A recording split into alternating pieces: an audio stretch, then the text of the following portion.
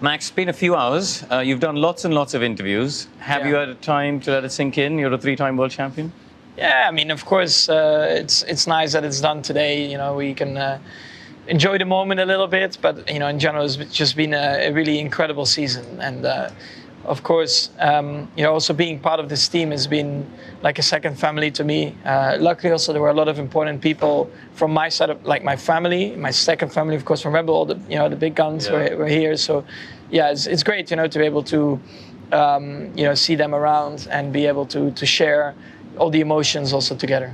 Have you been able to just enjoy the moment a bit, or is your head into the race coming up tomorrow? I'm looking forward to maybe the next hour or two, and then for sure, you know, we're very focused also on tomorrow. It's a good thing it's an evening race then tomorrow. Isn't yeah, it's a bit later in the day. It's a bit later in the day. It's good. Listen, how important is the history of it? Because you know, I know millions of people have asked you this question. They've thrown all the names at you, the Senna, Lauda, etc.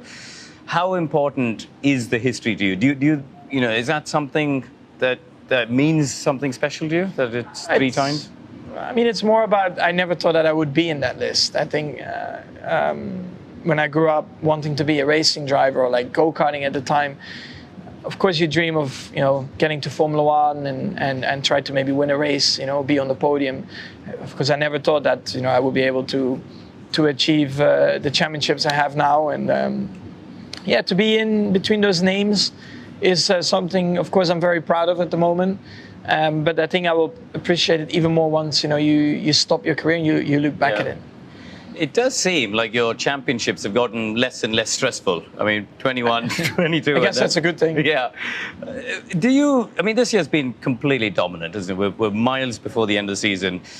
Do you sort of miss that buzz, though, of a title fight? I mean, I know 21 was super stressful, but even last year with Ferrari went on, did you miss that buzz, or are you happy just waltzing away in front? Yes and no. I mean, yes, to fight different teams, I guess so, as a team also. But the competition is closing very quickly. You can see that already today, for example. But on the other hand, I also really enjoy the challenge of, hey man. 1, 2, 3. Thanks, mate. Thank you. Fred? Now if it's done, yeah, all good. Yeah. Thank you. Also, that is very nice that this healthy competition between teams. So that's great.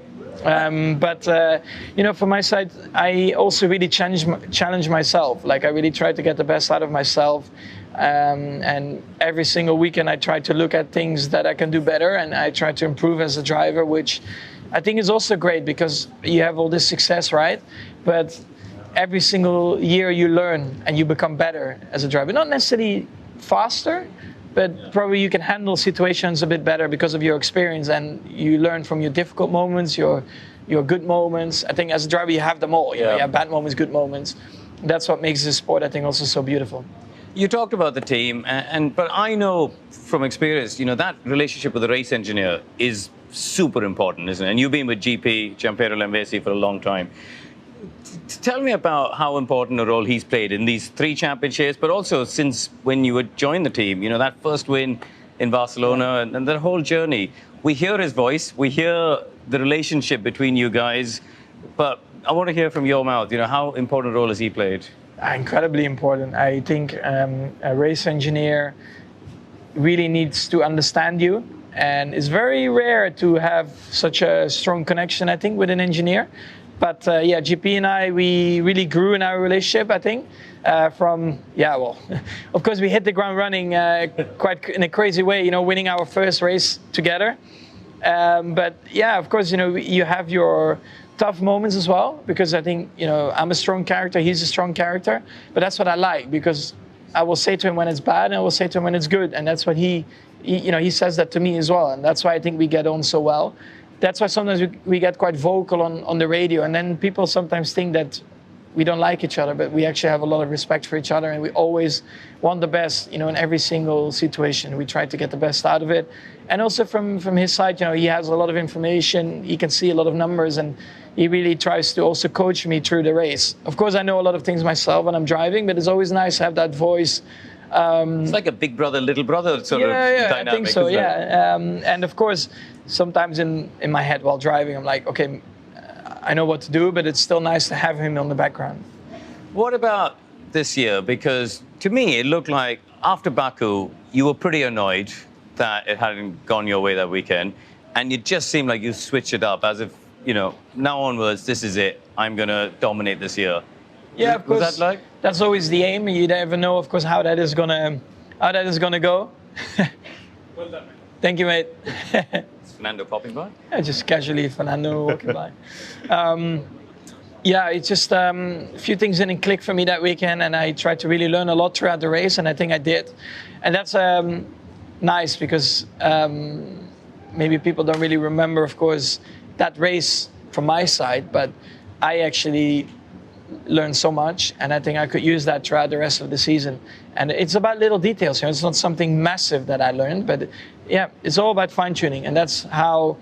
At the end of the day, I mean, there's so many good drivers in Formula One and a lot of talented drivers, and it's all about the attention to detail and the little differences that can, make the difference between P1 and P2.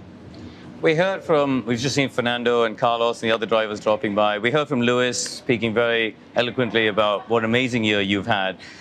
Is it nice to have that respect of your camaraderie, basically? You're out on track doing battle, but to have that respect for what you've achieved, is that cool? Yeah, it's the 20 of us all together. And to be honest, we all get on very well. When we have our private meetings with the GPDA as well, we voice our opinions. And I think that's incredibly important. And of course, with a lot of drivers, I've had a lot of intense battles and good moments and of course, tough moments as well. But that's fine. We are racing drivers. We get over these kind of things. And it's nice to see all that, kind of respect in the paddock, I think. I want to ask you about the fans because you have an amazing fan following. This Orange Army, they were here this weekend as well. We saw them on TV. They follow you around. But there's also a set of fans who haven't warmed to you. There's still some legacy, sometime maybe from 21 as well. Do you just accept, listen, I'm at the top of elite sport. I can't please everyone. No, everyone's going to love me. Or is that something that bothers you? No, for sure not. I mean, I'm here to perform. I'm here to work with my team. I'm here to try to do the best I can, try to make the best out of my career.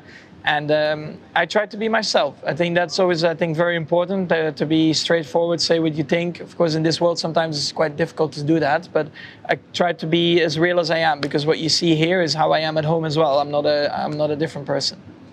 And where do you go from here, Max? I mean, what's the next challenge? We saw Michael Schumacher, for example, left championship-winning Benetton to go to Ferrari. Seb tried to do the same, didn't work out as well. Lewis left McLaren to go to Mercedes.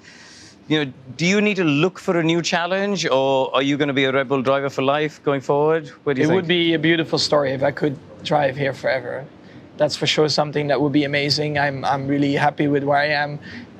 I feel at home. I feel really happy with the people who are very close to me here in the team. And for me, this is not something that I need to seek. But also, I have a few more years left on my contract anyway. So I'm just enjoying the moment.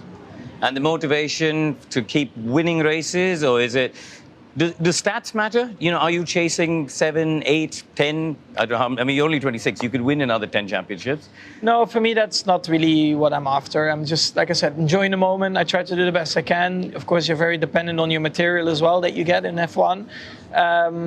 And I'll do it as long as I like it. And that when I look at myself in the mirror and I can tell myself that I'm fully committed and 100% going to go for it, that's going to be... once that day arrives where I can't be fully committed anymore, that's where I'm going to stop. Because then, you're not in it anymore, for your passion. Because I find passion is incredibly important to be successful. Because every time I come to the track, I want to win. I want to try to do the best I can. But we saw that passion, I feel, in Singapore. I think you see it in tough moments, right? Like, you were really annoyed after qualifying in Singapore. And it was clear that despite the fact the championship was probably going to come to you and you're winning everything, that passion is still really deep at every weekend, right? Yeah, the drive is there always. And as long as it's there, I will keep going. Now, finally, last question. We think we're all experts. We sit from the outside and say, you've matured, you've evolved, you've changed in the time you've seen. Do you yourself feel that? Or do you just think, what, I could take less risks now because I've got a car that allows me to bide my time and win. I don't need to go for the lunges. Is there a conscious evolution that you have felt, or is it just something that's happened? To be honest, I think it's normal. I already said that when I was not fighting for championship. I said the mindset is different because I know how that mindset was when I was back in go-karting, because it's the same when you're fighting for championship. Sometimes you cannot pull off a risky move because, you know, there's a 50-50 chance that it's going wrong. And that's the same in Formula One. And of course, at the time, people might question you a bit like, yeah, whatever, we'll see once he's in that situation. But for sure, it's very different. You know, when you have the opportunity to win maybe once or twice a year, you're going to go all in. Where if you know that you have a quick car and a good environment and you are fighting for a championship, sometimes second is fine as well. Max, it's been an unbelievably good season. Congratulations on your third title. Thank you. Thank you. Thanks so much for watching ESPN on YouTube. And for more sports highlights and analysis, be sure to download the ESPN app. And for premium content and live streaming, subscribe to ESPN Plus.